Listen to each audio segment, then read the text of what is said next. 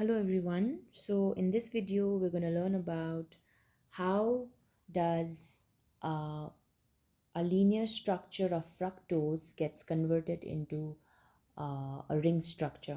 So we are going to learn the molecular formula of fructose, and then also how does the intranucleophilic attacks takes place in fructose. So when we talk about fructose, it is it is an isomer of glucose because it has the same chemical formula. So when we talk about the chemical formula of fructose, the chemical formula of fructose is C6H12 and O6.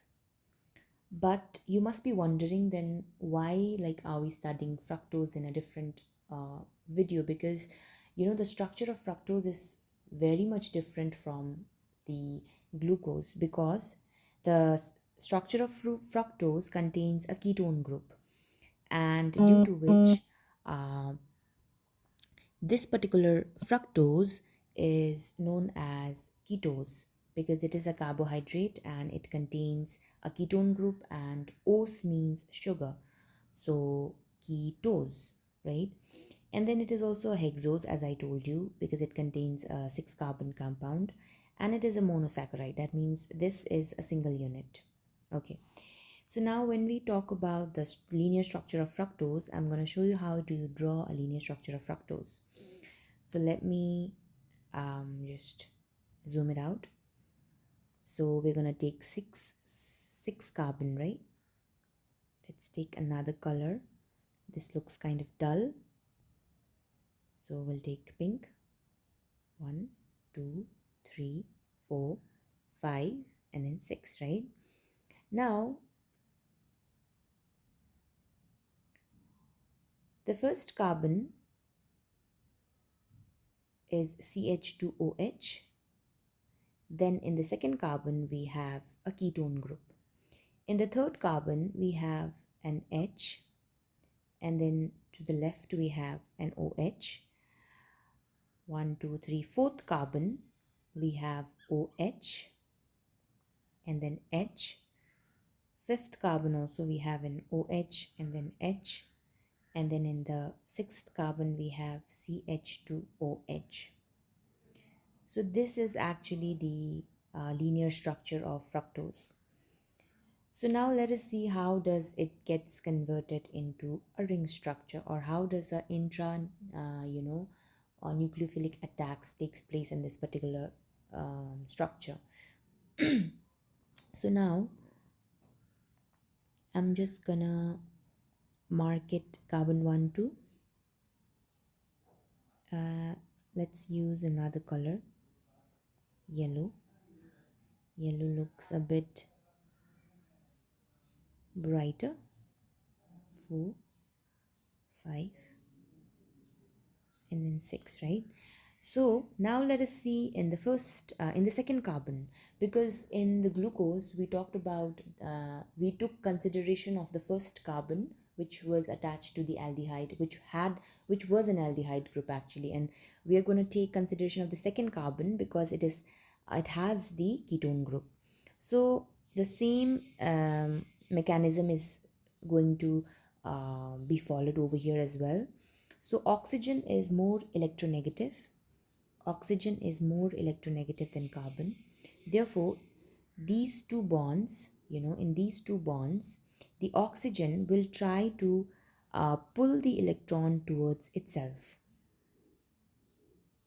It's going to pull the electron towards itself, right? So when it is pulling the electron towards itself, it is going to develop a partial negative charge. When this oxygen develops a partial negative charge, this carbon will develop a partial positive charge. So partial positive charge. Now let us look back to the carbon number 5.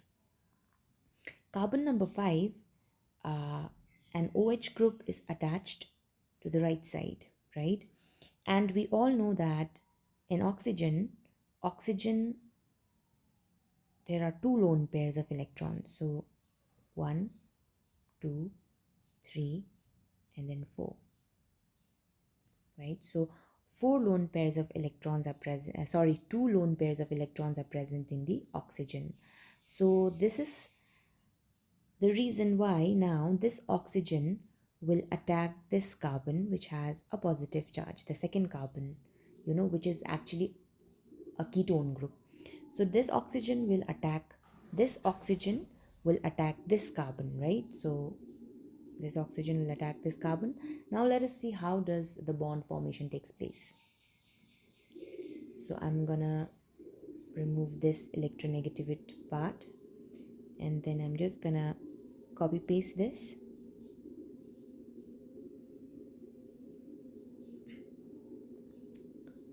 and let's see now.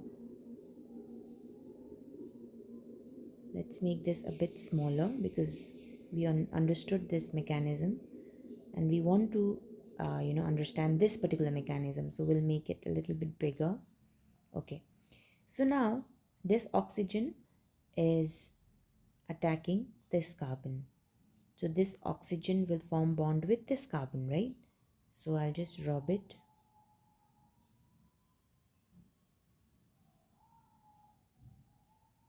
Let me put this C double bond O to the left side so that um, it doesn't get it, there is no confusion about it. So, and then now what will happen is, so the carbon valency is fulfilled as you can see here, right? 1, 2, 3 and 4.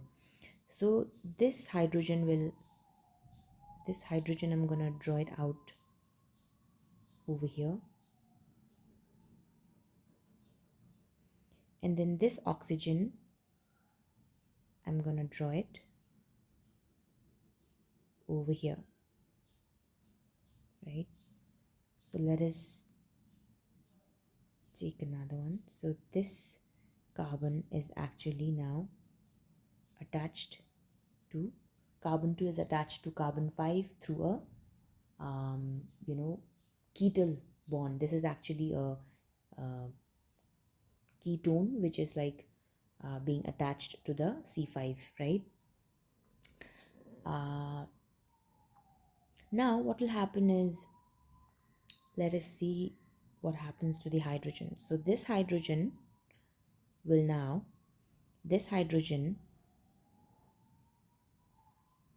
go and gets attached to this oxygen. So let us draw hydrogen gets attached, right? Okay, so now as you can see there are 5 bonds which the carbon is forming. So 1, 2, 3, 4, 5. So there is a possibility that this bond should be broken. So now the valency will be 1, 2, 3, 4, right? So 4 valency is like the normal one that carbon prefers to make for a stable compound. Now this particular bond which I drew, this bond is known as hemiketal bond. The one that we discussed in the glucose was actually a hemiacetal bond because an aldehyde was broken down, and then that particular oxygen was getting attached to another carbon. So this is actually a hemiketal bond. So I'll just write it down here. This is a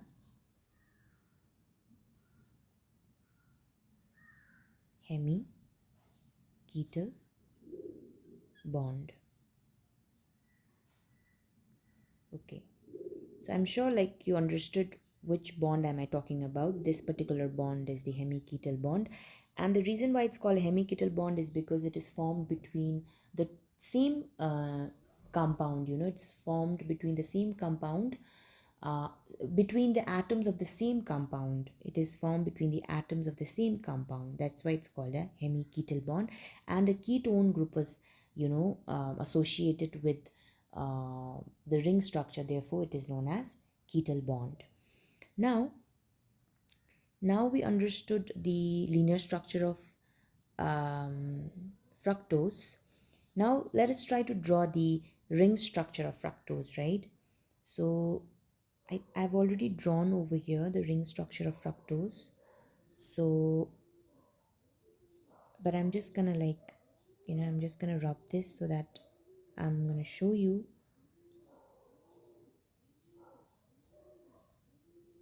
Okay. So now, okay, so now as you can see over here that the carbon 1 is, an extended arm. So carbon 6 and carbon 1 is extended arm. So it is not taking participation in the ring formation. The carbons which are taking part in the ring formation is carbon 2, carbon 3, carbon 4, and then carbon 5, right? So these two are not taking part. So these 1 and then this 6. That's why I've drawn it like in an extended arm version. Now let us take carbon 2. So carbon 2 and carbon 5 is having a hemiketal bond. So carbon 2, yes, and then carbon 5, yes, they are having a hemiketal bond. Now carbon 2 has an OH group, right? So an OH group is present. So I'm just going to write an OH over here, right? So I'm just going to write OH over here. What about the carbon 2, which this is carbon 2. So carbon 2 has an OH and then CH2OH. So carbon 1, can I write over here CH2OH?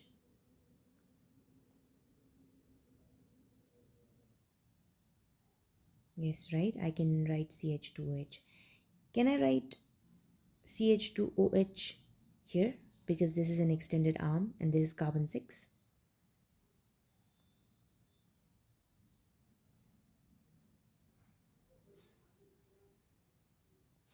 Right? Okay, so now let us see carbon 2. So carbon 2 already done, carbon 1 also already done. We have carbon 3. So carbon 3, as you can see, the H group is towards the right side. So if it is towards the right side, it's going to go downwards, right? And then if the OH is in the left side, it's going to go upwards. So this is OH.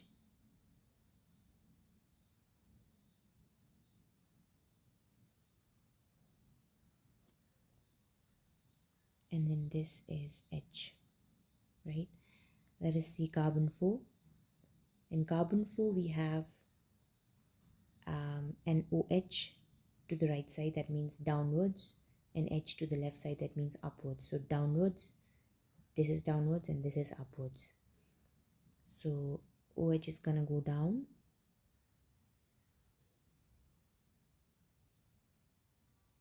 This is OH, this is O. And then H is gonna go upwards. Now in the C5, we have an H, and then we have an H which we have left, right? Because we have already drawn the hemiketal bond and we have also drawn the extended arm of C6 carbon. Now we have the C5 bond which has an H. So I'm just going to draw it downwards.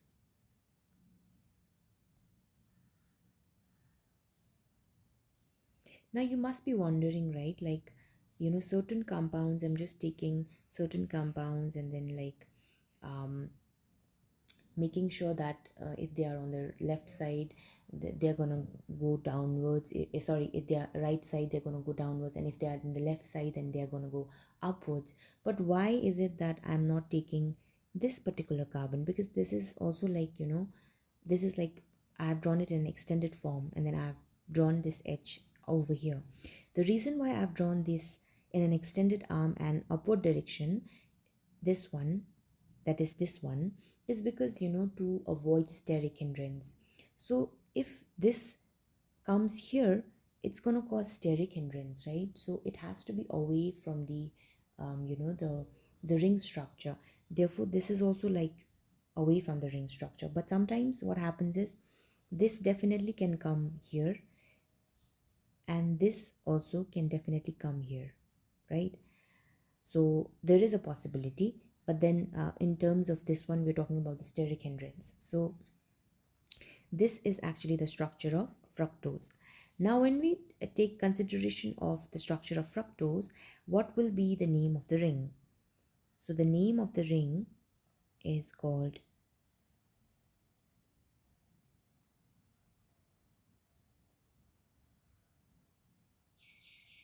Furanose. This is a Furanose ring. And when we talk about the atoms involved, I took this really down. Let's take over here. Okay. So when I talk about the number of atoms involved, how many carbons are present in the ring? Four, right? C2, C3, C4, and then C5. So four carbon. What about the oxygen? One oxygen, right? So there are like five atoms which are involved in the making of the furanose ring. But in terms of when we studied the structure of glucose, you know, there were five carbons and then one oxygen. Now, what will be the D or L configuration of this particular thing? As I told you that the fifth carbon has a chirality, right? So, carbon 2 is, sorry, not carbon 2, carbon 3, carbon 4, and carbon 5 are chiral carbons. So this C5 actually is a chiral carbon, right? Uh, let's see this so that you don't get confused. This one, we're talking about this one. We're not talking about this one because there's already, the OH over here is already involved in the formation of a ring structure. So we're not going to take this. We're going to take this in consideration. So as I told you that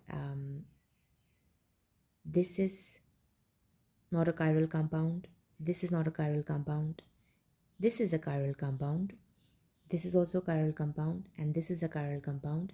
This is not a chiral compound. So this, and this is not a chiral compound, but these three are chiral compounds. So as I told you that the one away from the away from the functional group, the farthest one, that is the C5, will take that as to predict whether the configuration is D or L. So if it is the OH is present in the right side, we're going to term it as D configuration. If the OH is present in the left side, then we're going to term it as L configuration. So it depends upon the chirality of the carbon. Now if I see over here, this fructose has a has an OH present in the hydroxyl group present in the right side, that also on the farthest carbon. So therefore this is going to be a D configuration. So yes, D configuration, right? What about alpha and beta? When we talk about the D configuration, we talk about carbon 5 specifically. When we talk about alpha and beta, we talk about carbon 1. I'm sorry, not carbon 1, carbon 2, because in glucose we had carbon 1, but in fructose we're going to have carbon 2. So let us see whether this compound is alpha or a beta. So as I told you in our previous video that if the OH is present above, in the upward direction, then it's going to be beta, right? If it's present downwards, it's going to be alpha. So over here we take consideration of the C2 carbon because this is the anomeric carbon. The reason why I'm calling it the anomeric carbon is because it is actually the functional group. It has the functional group attached to it, and then after, when it forms a ring structure, after it forms a ring structure with carbon 5, there are four chiral centers. So after it forms a ring structure, it develops into a chiral carbon as well. So that's why it's called an anomeric carbon. And then alpha and beta anomers, as I told you, alpha and beta anomers are associated with the direction of the OH group present. So if the OH is present upwards, we're going to term it as beta, and then if the OH is present downwards, we're going to term it as alpha. Okay, so just let me just write it down. So if OH is present up, then we're going to call it alpha, and if OH is present down, then we're going to call it beta. Oh, I'm so sorry about it. Oh, I just wrote like the opposite. So if OH is above, we're going to call it beta, and if OH is downwards, we're going to call it alpha. I'm so sorry. Please, like, uh, just like, repeat. Just forgive me. So this one is OH. If downwards, then it's going to be alpha, and OH upwards, then it's going to be beta. So if in this particular Furanose ring, if I see, then this is actually alpha, right? Because it's downwards. So this is the alpha configuration. So can I call it like alpha D fructose or Furanose? Right, yeah. So I can call it alpha, I can call it alpha D fructose.